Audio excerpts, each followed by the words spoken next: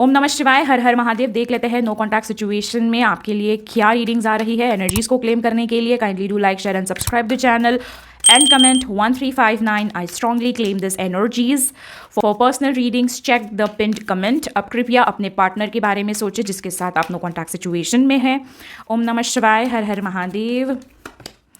Clinching the past, यहाँ पे आपके जो पार्टनर है नो कॉन्टैक्ट सिचुएशन में दूर होते हुए भी अभी भी वो अपने पास्ट को क्लिंच कर रहे हैं, या फिर आप दोनों ही ये ऊर्जा में हैं जिसमें आप पास्ट को ज़्यादा सोच रहे हो, मैनिफेस्ट कर रहे हो। क्योंकि ऑब्वियसली यहाँ पे सोच के एक तरीके का मैनिफेस्टेशन होता है जिस वजह से आपकी जो प्यार की गाड़ी है ना रिजॉल्व हो पा रही है, ना आगे बढ़ पा रही है, ना क्लोजर हो रही है, क्योंकि आप लोग एक ऐसी ऊर्जा में हो। ठीक है, तो आप दोनों को यहाँ पे कहा गया है कि आप थोड़ा सा आगे बढ़े। ठीक है, अगर मैं आपको कहूँ, अगर मैं सिर्फ आपकी ही बात करूँ तो आपको यहाँ पे थोड़ा आगे बढ़ने की ज़रूरत है, लेट गो करने की ज़रूरत है, कॉन्शियसनेस को यहाँ पे बढ़ाने की ज़रूरत है, मेडिटेट करने की ज़रूरत है, calm down, just resolve your things, just filter it out, क्या ज़रूरी है क्या नहीं है। अगर रिश्ता ज़रूरी है तो रिश्ते के वाइज सोचे। अगर कुछ आर्ग्यूमेंटिव चीज़ें जो ज़रूरी थी जिसमें आपका सेल्फ रिस्पेक्ट है या फिर मनी है या फिर anything which is really very worth it for the current stage, तो उस तरीके से आप कॉन्शियसली सोचिए कि क्या हुआ था, क्या नहीं हुआ था, नो कॉन्टैक्ट सिचुएशन क्यों हुआ था, उसमें क्या करना ज़रूरी था और अभी आगे क्या हो सकता है। ठीक है, और साथ ही साथ यहाँ पे बॉटम ऑफ द डेक है न्यू विजन। आपको नए सिरे से देखना पड़ेगा,